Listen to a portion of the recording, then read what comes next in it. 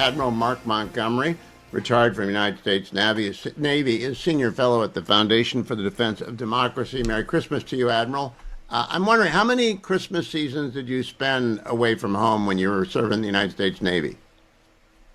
My wife and I were talking about. Oh, first of all, happy holidays and Merry Christmas to you as well, Hugh. My wife and I were talking about this, and I'd say is 50% on Christmas. Weirdly, it was like 100% on my birthday, and close to 0% on my wife's birthday, which is good planning by me. That was smart. That was good Navy Yeah. planning. They always took care of the Yeah. spouses. But it's a reminder that we're all having fun because it's the holidays, but there are a lot of people floating around the big blue ocean who do not have that opportunity or based far away on land as well. And we should keep them in our thoughts. Admiral, I want to talk to you about the NDAA and the fact it isn't passed yet and it isn't funded yet.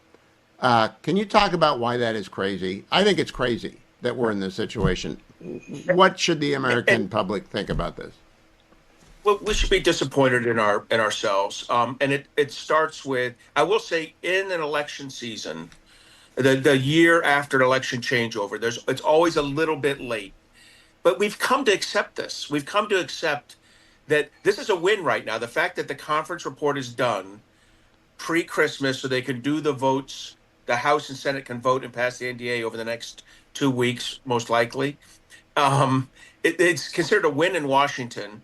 If you were doing your home, balancing your checkbook, and you and your spouse finished it 3 months late, and for 3 months didn't know what you could and couldn't buy, you would not consider it a win, right? You consider it a Huh. loss. But inside the military, it's a win. So here's what I'll tell you: I'm excited that they're at least getting it done before the end of the calendar year, and it's a demonstration of how backwards we've gotten. That I'm excited that we're 3 months late.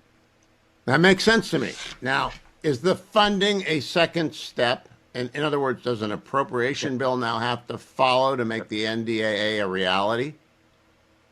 It does, but I believe we now know the number, right? We know the number is probably an $8 billion increase in the base budget over the president's um, budget, budget that he submitted back in the Submission. spring, Yeah. late spring.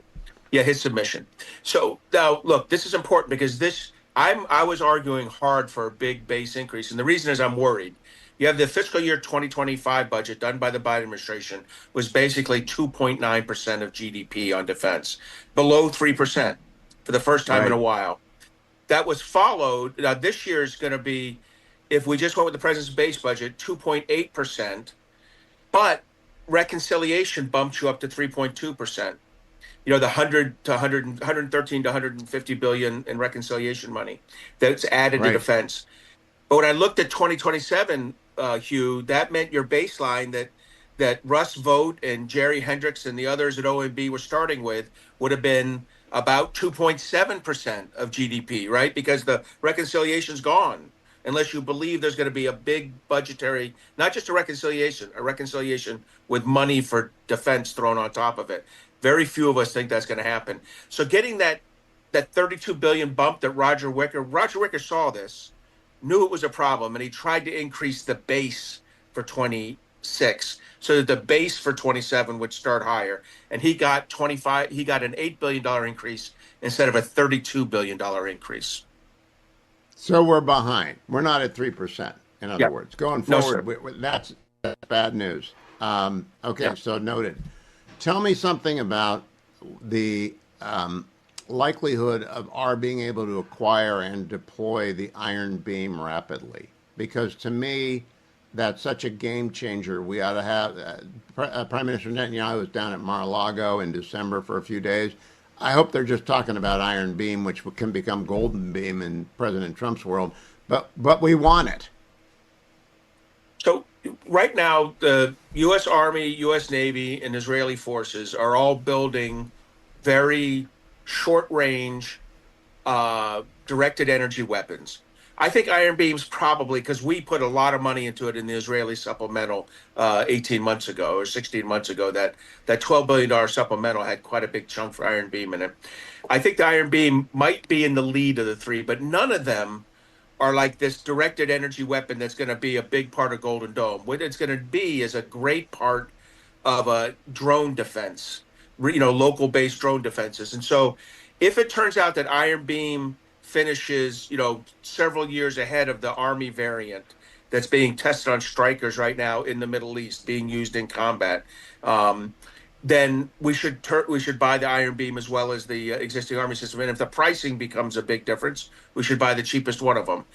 The naval based one, again, as the Israelis put it on their frigates, if or their corvettes, if it gets ahead of the one the U.S. Navy has two test platforms of right now, then we should look at that. I will say we're really talking about a point defense system right now. We have not solved the how do you generate enough energy to cut through the atmosphere. And the atmosphere, and this isn't about climate change or anything, but the atmosphere in the several thousand feet closest to us is pretty nasty stuff for cutting a laser beam through.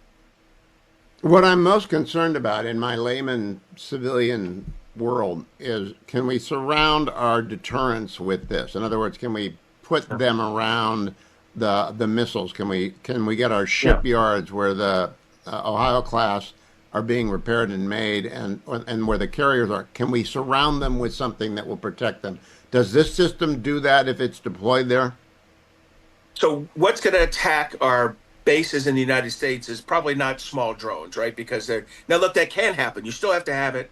Operation Spiderweb by the Ukrainians showed that you need to have Yep. localized base defense against small things.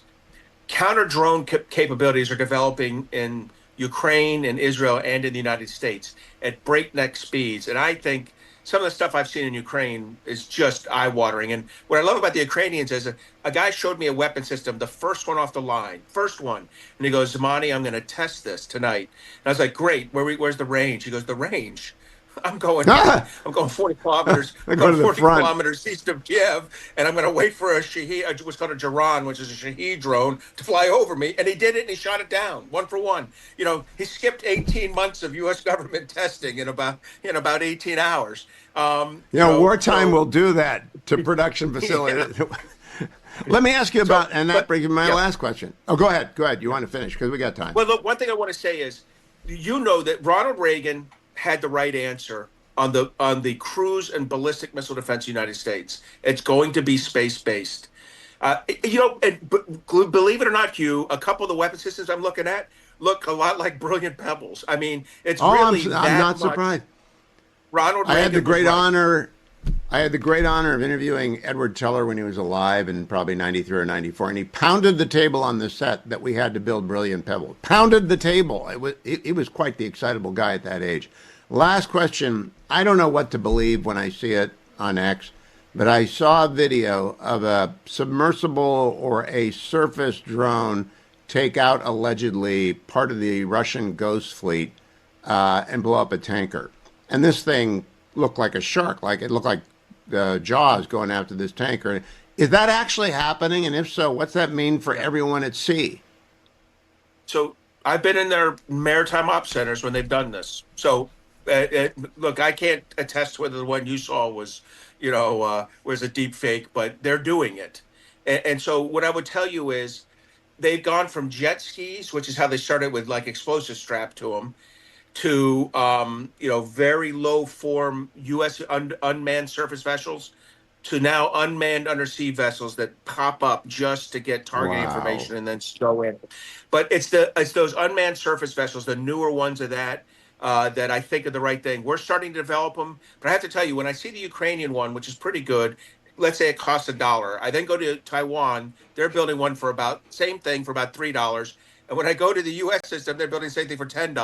We got to drive ourselves down towards the Taiwan cost, maybe the Ukraine cost on these, so that we can build them at scale, and have as many as we need. And what's it mean for the Navy? It means for the Navy, that's one more reason we're not inside the first island chain.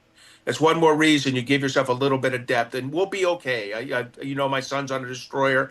I worry about a lot of things.